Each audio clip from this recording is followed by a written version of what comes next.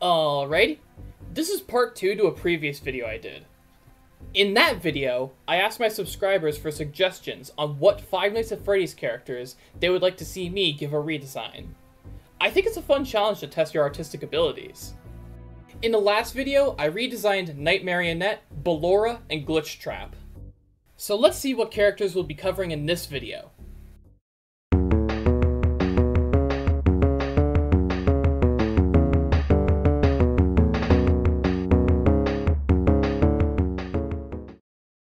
The first suggestion comes from Cool Beast, who wanted me to redesign Withered Freddy. He suggested Withered Freddy because they're the least withered out of the Withered animatronics. And I'd have to agree. W Freddy is in pretty good condition, especially when compared to the other Withered animatronics. He's only got a few holes in him, and he doesn't look too different from normal Freddy. That's probably why he was excluded from UCN. So let's make Withered Freddy look a little bit more unique, because I think just two little details would make him extraordinarily more unique. The first is, I want to make him a little bit more like a real-world animatronic.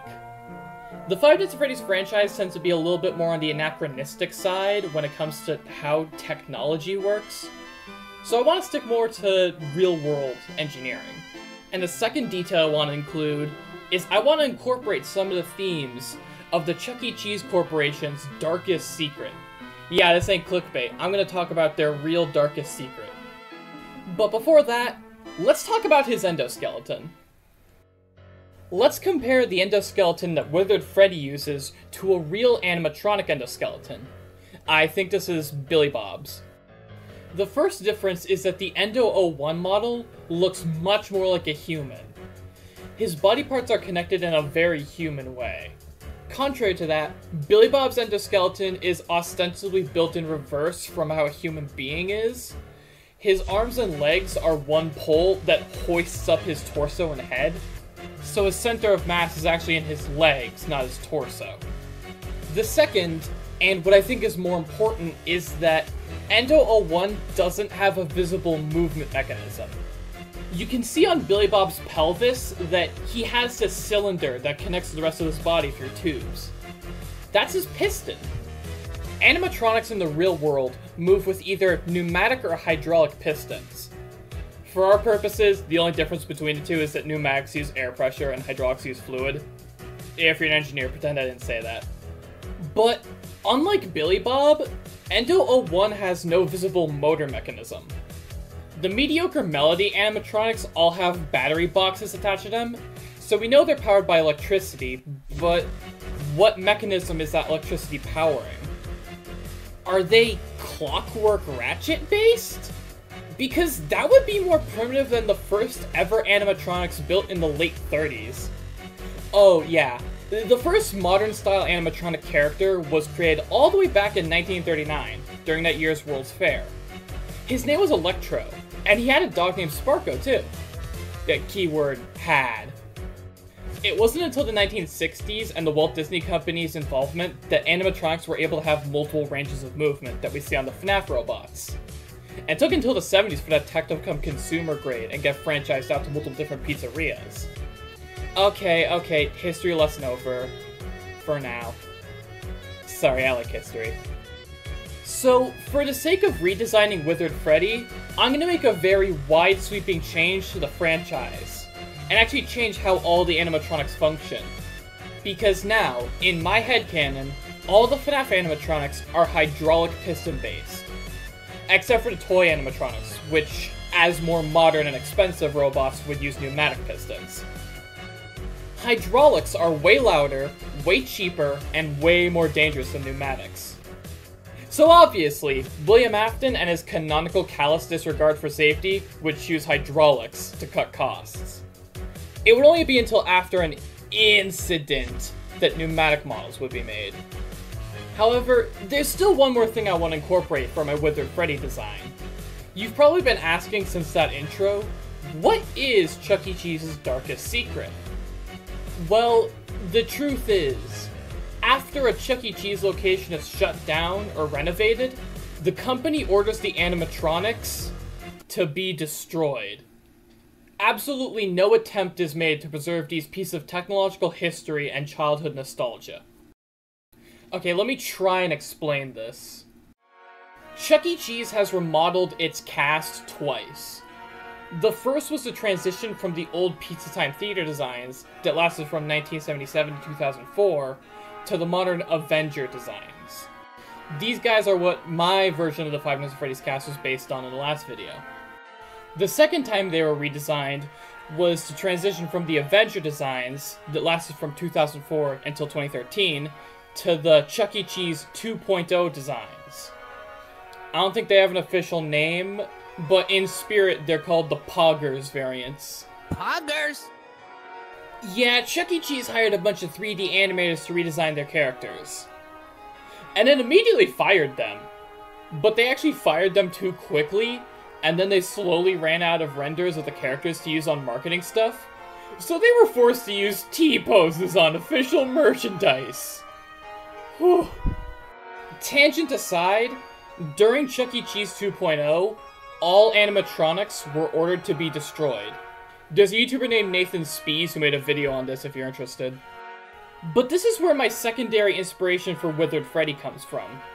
I kinda like the idea that the Freddy Fazbear Company mimics Chuck E. Cheese as a company. So maybe they should make the same mistakes that Chuck E. Cheese did. So I'm gonna quickly headcanon that Fazbear Entertainment also destroys the robots they stop using in their show stages. Alright, that was a pretty long explanation, but I like being thorough. So here's the design I ended up making for Withered Freddy. As you can see, he has a lot more visible endoskeleton.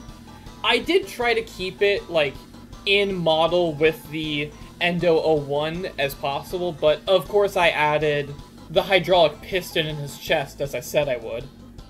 And since now he's hydraulic piston powered, I had hydraulic piston fluid leaking throughout his entire body.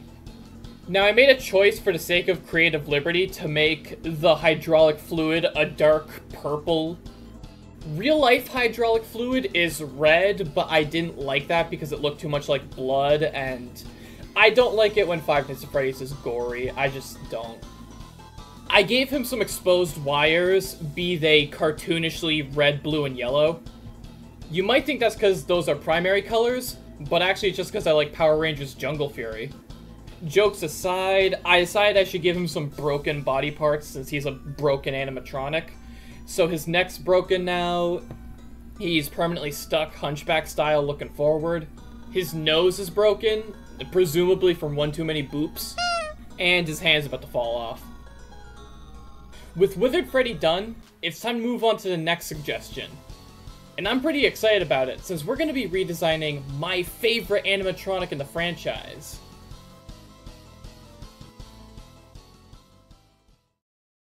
This next request comes from The Goobster, who has a great name. They asked for a redesign of Plushtrap. And coincidentally, Plushtrap just so happens to be my favorite animatronic. He's just so stupid and goofy looking that I can't help but love him. He isn't scary, or even threatening really, but he does look like he would key your car and run away giggling maniacally, and it's that kind of energy that makes me just love him.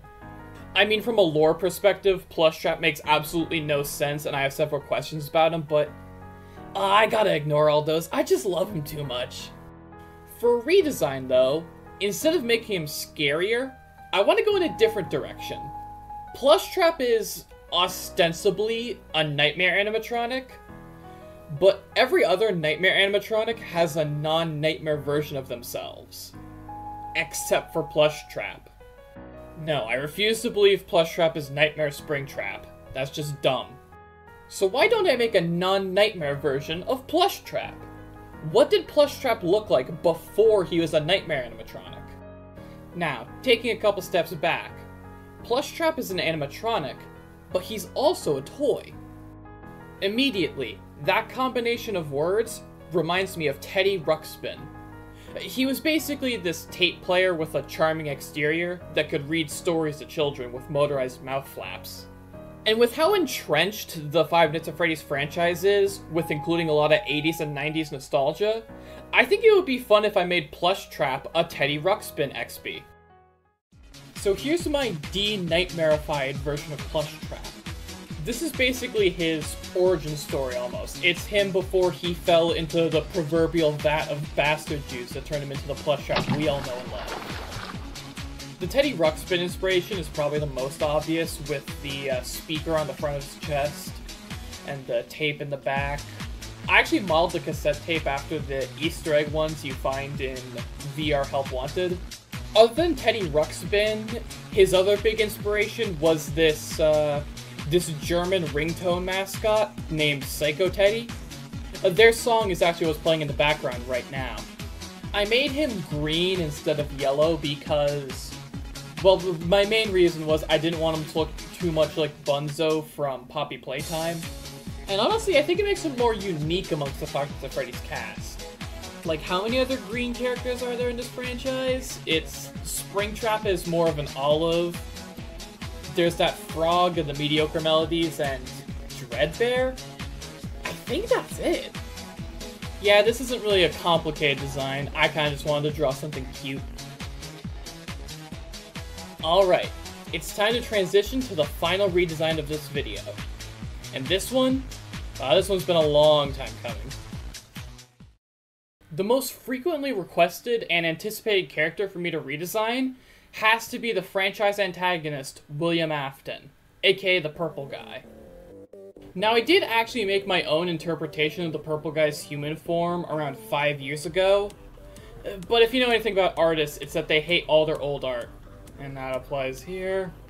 But since William is one of the more important characters in the franchise, being the main villain and all, I think it's important to set up more ground rules than I did with the other redesigns. First one, and this is the most important in my mind, William Afton is not the Joker. Despite both of them being purple-clad villainous murderers, William should not be like the Joker at all. William Afton's motivation entirely surrounds his backstory, and how he lost his children and wants to resurrect them. And he thinks that he can cheat death, and the entire narrative of the Five Nights at Freddy's franchise is about how he's wrong. The Joker, on the other hand, actively doesn't care about his own backstory. The Joker doesn't have any greater motivation, and he doesn't feel any guilt. And that works for him, but it doesn't work for a character like William, who's supposed to be an exploration of grief. Second rule, William Afton is not Jeff the Killer. Basically the same complaint I have with the Joker comparisons, but, you know, at least the Joker was well written. 3. William is not a cute anime boy. Okay, so I know the concept of linear time might be foreign to the Five Nights at Freddy's franchise, but at a bare minimum, we know that William is middle-aged, and that he has some important position in the Fazbear Entertainment Corporation. So he's not a cute emo boy. He's a gross old business mogul. There shouldn't be any sex appeal to him. But for some reason, I guess people just really want to have sex appeal in their William Afton redesigns. That's basically what Vincent was. I just don't get the appeal behind him. Why does he like toast? Is that an in-joke I don't get? Oh yeah, speaking of in-jokes. When the sun is blazing and the summer gets hot, Water Country's a very cool spot. There's no better place to feel and be young. Water Country, have some fun. Plunge into Dr. Von Dark's Tunnel of Terror, coming soon. Now get a season pass just $59.99 and get a Bring a Friend Day free. Hurry before the price goes up. Water Country, Water Country, Water Country, have some fun. Open daily. Alright, where were we? Oh yeah, number 4, no Matthew Lillard. Matthew Lillard is playing William Afton in the FNAF movie. I don't have any problem with that, but it would be incredibly easy to just make my redesign look like him to try and fit him into canon. And since it's easy, I don't want to do it. 5, I want to try and keep as close to the novel descriptors as possible. I feel like if I don't try and anchor myself to something, even if it's just the Purple Guy's purple prose, then I'd be too far in the realm of just making shit up. And I only like to visit that place on weekends. And 6, I'm inevitably gonna have to fill in some details with personal interpretation. The two things I like most about William Afton is how he serves as a commentary on grief and being unable to accept death, but also what he has to say about the business side of the entertainment world. I'd like to imagine he has some level of importance in the Fazbear Entertainment Company other than just a lowly grunt.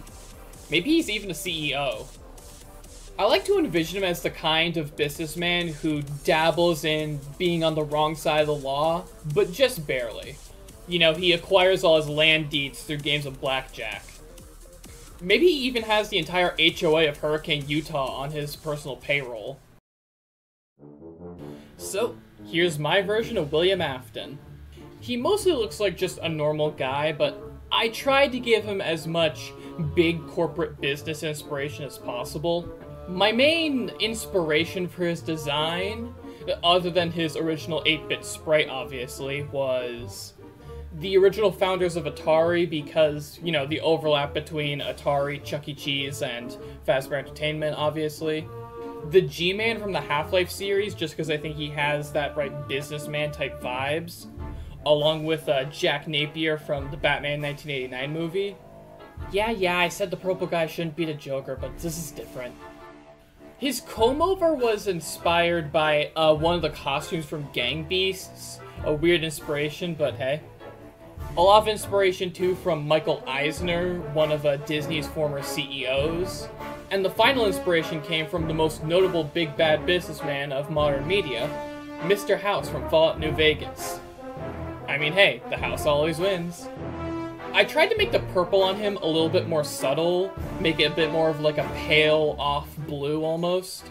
I mean, the exact color of purple he used in the games was never really consistent, so, you know, I have some creative wiggle room there. I reinterpreted the yellow object on his chest as a pocket. I know everyone thinks it's a security badge, but I kind of wanted to move away from the he's dressed as a security guard aesthetic. Also, I worked as a security guard, and they never gave me a gold badge. Anyways, here I made it a pocket with a gold lining and a gold pen in it. And since it's the 80s, I decided to give him a pager. Why not? It's something an 80s businessman would have. And speaking of 80s businessman, I gave him a golf club. And the only reason I did that is because for literally 3 days, I was racking my head around what he was holding in his original 8-bit sprite. Like, it looks like a phone, but, you know, Scott Cawthon confirmed he's not the phone guy, so why would it be that? The wiki says it's a weapon, but what weapon looks like that? So I just said, you know what, fuck it. Hey, he's a businessman. Businessmen like golf. He's a big golf guy. He loves golf. William Afton has no personality. Maybe he loves golf. He's a big golf man. And other than that, I tried to give him as old of a face as possible. I usually don't draw wrinkles on characters, but I think it actually turned out well here.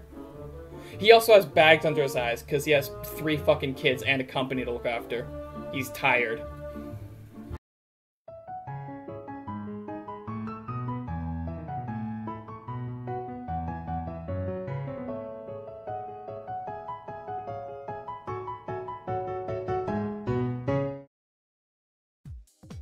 Thank you for watching. I love making these videos because it's a great way to express my creative process when drawing. I had a lot of fun doing this, and I'm undoubtedly gonna do it again. Although I am running out of room. Either way, I hope you enjoyed. If you have any feedback, feel free to give it in the comments. Now, if you excuse me, I'm gonna go play some Age of History 2 instead of looking for a new job.